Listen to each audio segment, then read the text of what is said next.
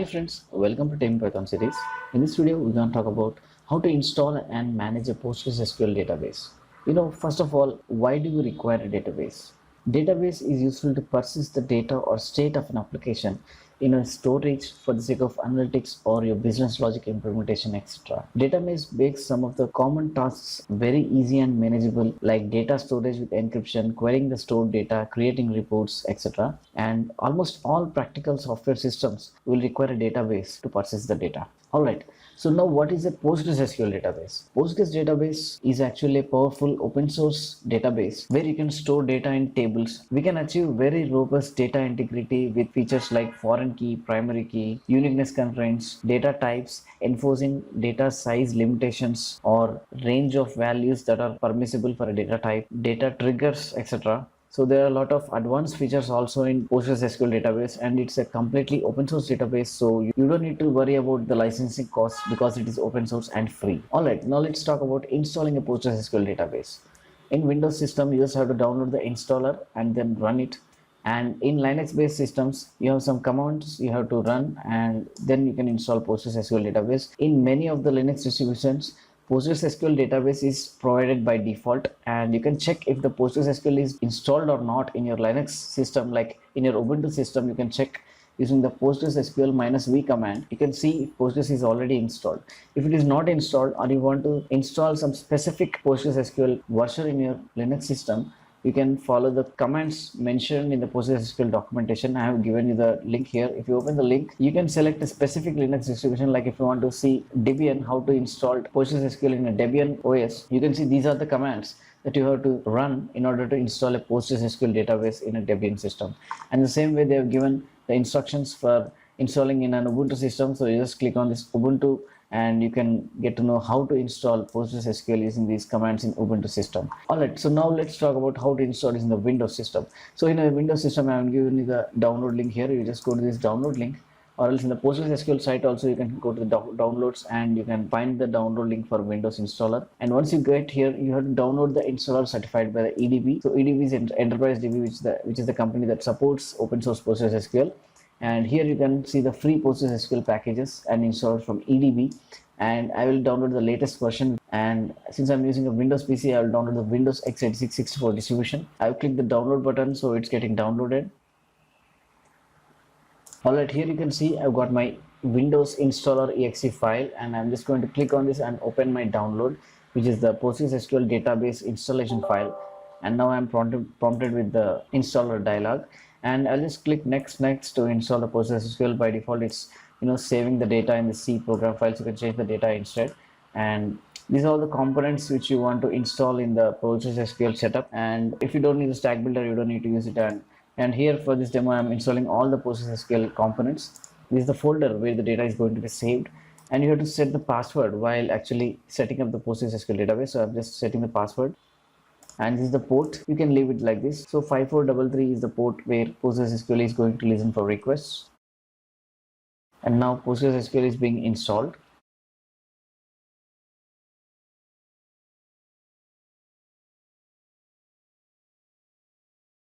Hey, the installation of PostgreSQL is now complete. So I'm just going to finish this. PostgreSQL is now installed in my PC. In order to check if the PostgreSQL is present or not, I'll just click my start button and let's write Postgres.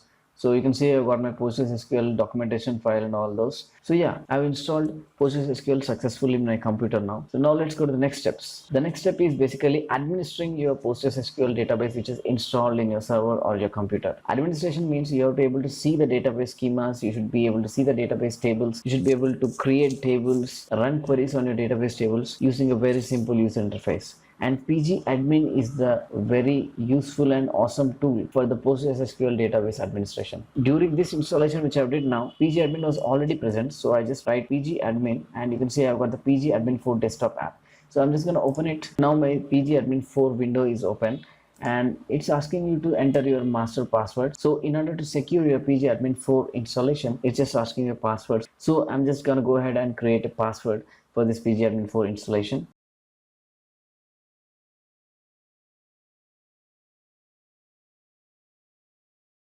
Alright, I have created my master password. If you don't know the master password or the default master password, you can just reset the master password and set the master password, and then you can go ahead and use this pgadmin tool. Since I have installed pgadmin in my laptop and I have got already PostgreSQL installed in my laptop, I will just see the PostgreSQL version here by default, and it's asking the password for that. So I'll just write the password which I have created while creating the PostgreSQL database installation.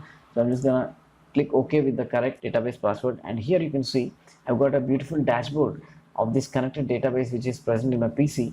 And here you can see the server sessions, transactions, the connected sessions to this server, and a lot of useful information on this dashboard. And here you can see I've got the databases. So in this instance of this PostgreSQL installation which I have been installed in my PC, I can create multiple databases. So here you can see the list of databases can go here. So basically, if you want to create databases, you just click on this database, right click, and use create a database, and here you can create a database. I'll just write a database called test1. So I'm just creating a database called test1, and I'm just clicking save, and you've got a database. So it's that simple to create a database using pgadmin.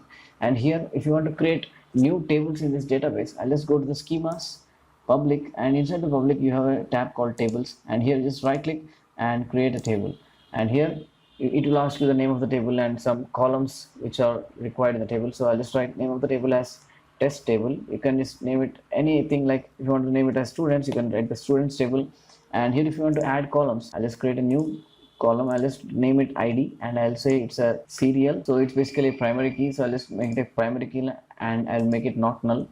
And I'll create a new field. I'll just write the new field by clicking this press button, and I'll write here name, and I'll say it's a character varying, or I'll just write a character varying, and the maximum length is like 250 characters. That means you can't have a name more than 250 words. So basically you are using the database to enforce constraints by default using this powerful PostgreSQL features.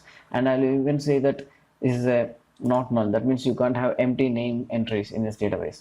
And here I can even write something like date of birth. So if I just create a column, I'll just write DOB, date of birth, and here I'm going to write a timestamp without time zone. So basically I'm creating a timestamp column and naming it its date of birth, and I don't want it to be null also, so I'll just write not null, yes. So I've got three simple fields in this database table.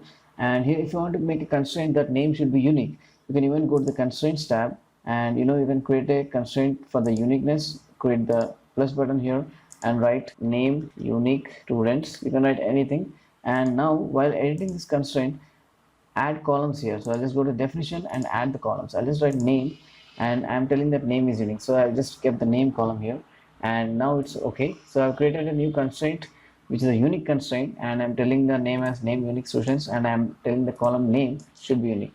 And even you can set combination of columns, like you can say that the combination of name and date of birth should be unique. So here you can go to the columns, edit this definition, and here you can write name DOB. That means basically you're telling the name and the date of birth should be unique. Now go and see here, you can see the creation SQL is also given. Save button, you can see I've got a table created, students table here, and if I just right click and say view or edit data all rows, you can see all the rows of the students table. Here by default I don't have any rows because I just created this table. You can see empty rows, there are no rows, but you can see the three columns which I have created in this student table. And here you can even see the SQL which is used to access the students table in this database which I have just created. And here I'm just right clicking and writing scripts, insert script. So using this insert script, I'll get an easy template to actually insert data into this students table very easily. You don't need to remember the SQL, it's even giving you the SQL for doing basic operations like inserting into the table. So here you have to write the values. So I'll just write the values. So since ID is a serial and it will be populated by default, I'll just remove the ID column. Now I'll just mention the name and the date of birth. So here I'll just write the name as something ABCD and the date of birth as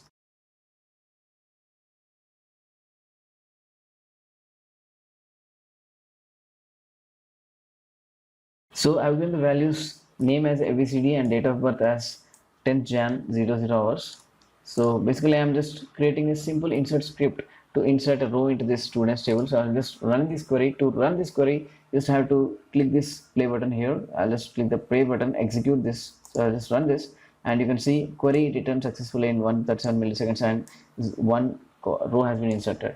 So we just right click and see view or edit data all rows.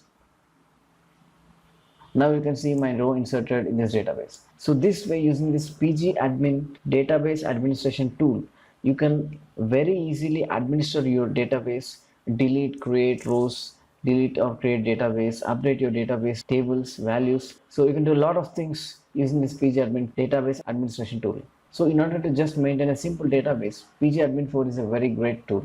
You can see I've created a blog post on installing and managing a PostgreSQL database, and I have even given you the links for downloading the PostgreSQL pgadmin in this blog post. So be sure to check out the link of this blog post in the description of this video. In this blog post, I have also explained a tool called dbeaver, which I'm going to cover in the next video. dbeaver is also a database administration tool just like pgadmin. So let's cover about that in the next video. Hope you like this video, guys. Thank you for watching.